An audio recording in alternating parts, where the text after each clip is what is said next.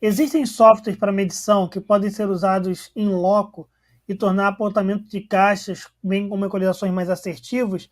Acho que nesse caso ele está falando mais de softwares de predição, né? Para a gente predicionar uma caixa, ela posicionada e tal. Na acústica vocês também têm software assim de predição, né? Esse que vocês mostraram aqui no site de vocês, inclusive, ele faz Sim. isso, ele faz uma predição de como o ambiente vai se portar acusticamente, é isso? Cara, tem duas vertentes, né? Essa para modelagem externa é uma metodologia, né? Para dentro da Uhum. edificação tem outra metodologia, outros, e depende muito da faixa de frequência, né? Se você quer trabalhar os graves, você tem que usar uma metodologia específica, é um pouco mais difícil e é mais custoso computacionalmente, né?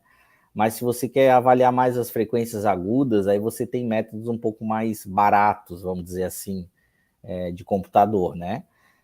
Só que todos eles, assim, exigem, enfim, muito boas informações de entrada, né? Então, você precisa saber, cara, o que é aquilo ali? É uma cortina de veludo? Beleza, mas qual que é a absorção que ela gera, né? E essa que é a principal dificuldade, assim, sabe? Descobrir qual que é aquela absorção para botar no modelo e ele representar a realidade. Não sou engenheiro. Posso fazer um curso desses e prestar algumas consultorias ou só o engenheiro pode? Cara, poder pode, né? Agora, assinar projeto, né? A responsabilidade, a notação de responsabilidade, isso é uma habilitação do engenheiro, né? Então, você pode ser capacitado, né? Ter curso, ter conhecimento. Agora, vai depender se o teu cliente vai exigir essa habilitação ou não, né? Numa De igreja, acredito intervenção também eu. vai precisar, né? Porque se for uma É, intervenção de obra, acredito que precise ter né? Então, assim, vamos dizer que a igreja precisa porque o vizinho está reclamando e ele precisa tirar uma certidão na prefeitura. Então, tem que ter uma anotação de responsabilidade, alguém se responsabiliza ali para ter o isolamento acústico. O Sérgio perguntou aqui também: ainda se usa o tiro como sinal impulsivo para se determinar o tempo de reverberação do local? E para Usa que sim, usar cara. o tiro se ele não excita todo o espectro do áudio? Cara, ele excita muito bem, tá? Ele excita muito bem, porque quanto mais impulsivo, mais curto for o estalo aí, né? Mais excita o espectro, na real. Porque assim, o balão, ele acaba, né? Quando você estoura um balão grande, né? Tem que ser um balão grandão, assim, né? Desse de festa infantil que bota doce dentro, sabe? Aham. Cara, ele excita até relativamente bem o grave e tal, né? Mas ele não vai muito pro agudo. O tiro ele excita bem o agudo também, né? Não tanto o E é grave. tiro de quê? Sempre quis De saber. festim, né? O João trouxe aqui a pergunta: existe uma altura de pé direito recomendável para um estúdio? Hashtag depende, né? Eu já Eita, estava aqui joga aí. preparado, ó, já estava aqui pronto, ó. Cara, tem que ver o que tu vai ter lá dentro, né? Aí vai botar o quê? Um piano de cauda? Cara, é bom ter uma sala reverberante. Boa noite. Tem alguma relação de proporção entre o comprimento, largura e altura? Tem alguma regra, Tem, sim? Tem? cara. Tem uma mágica aí envolvida nisso aí, cara. Eles chamam número de Deus. Olha só, galera da igreja aí, ó, número de Deus. Procura sobre isso aí, tá? Olha aí, Mas essa é a assim, proporção. essa é a proporção áurea, né? Sabe aquele homem vitruviano, cara todo perfeitinho e Uhum. tal? Tem esse esquema aí. Mas, assim, tem vários autores, né? Tem autores que dizem, cara, tem que ter uma proporção de 1:1,26 para 1:35, por exemplo, né? Só estou dando um exemplo. Mas, assim, a cada configuração de sala, tu tens ali umas certas proporções que vão funcionar melhor e outras vão dar um som xoxo. Às vezes é assim, ó, vamos dizer que tu toca um Lá maior, tá? Se a sala responde bem ao Lá maior, pá, ele vai soar bonitão, preencher, né? Só que se a sala tá afinada em Lá bemol, cara, não vai, sabe? Tu sente assim, porra, não tá entregando, A sala não entendeu? está me respondendo, né? Não tá me respondendo.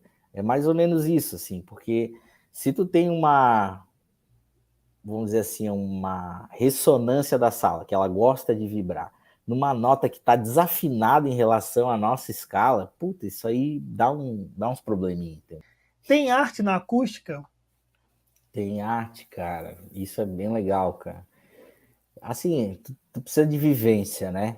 É igual o músico, né? O cara aprende a fazer a escalinha de sol maior, daí daqui a pouco ele, pô, aprende a sol menor, daí, pô, quando o cara descobre a harmônica, pô, o cara fica felizaço, né?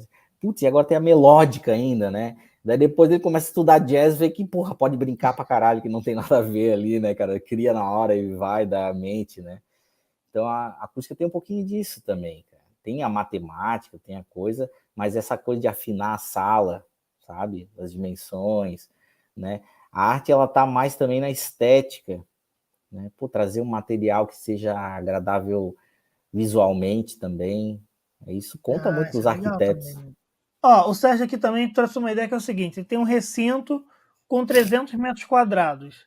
Se ele cobrir metade disso, 150 metros quadrados com absorvedor, qual é o resultado? 50% de absorção? Cara, a conta não dá para fazer assim, porque o absorvedor tem que saber o quanto ele absorve. Se ele absorve 100%, se ele absorve 50%, 10%. Então, que absorvedor é esse? Né? É esse coeficiente de absorção que a gente está falando aí. E tem uma continha que chama-se equação de Sabine. Tá? Você pode ter uma ideia já por aí. Você vai ter o quê? Uma constante, né, vezes o volume da sala, dividido por área de material vezes o coeficiente dele. Tá? Então aí já dá para ter uma estimativa principal. Tá? Então essa área de material tens ali, 150 metros quadrados. Né? E qual que é essa capacidade de absorver desse material? Salas menores são as mais complicadas para trabalhar os graves, digo salas entre 8 e 9 metros quadrados, os famosos quartinhos que viram estúdio, né? Os home studios aí da galera. Sim, cara, são os mais complicados mesmo. É que acontece que quanto menor o ambiente, você começa a entrar naquela zona modal da sala, até a frequência Schroeder, né?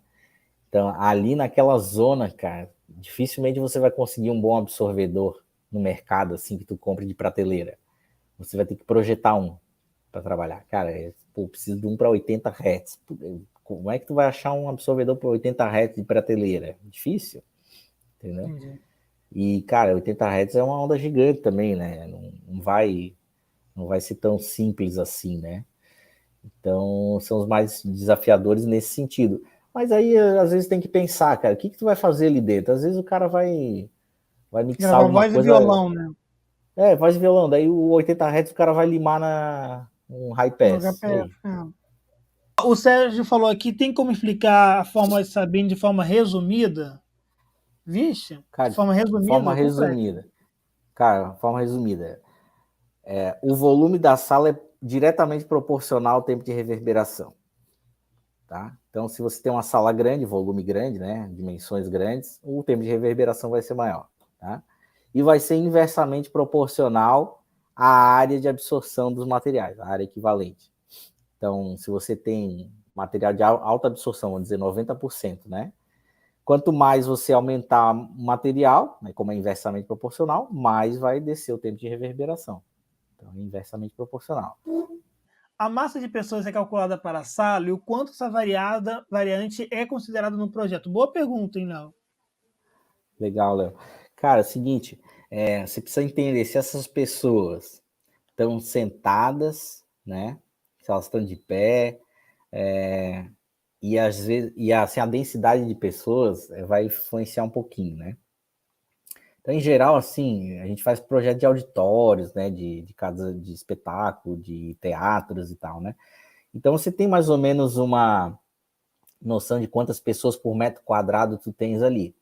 E o legal é que teve algumas pessoas que fizeram ensaios no laboratório mesmo, botaram as pessoas sentadas, mediram lá e viram, cara, esse tanto de pessoas por metro quadrado dá X% de absorção, né?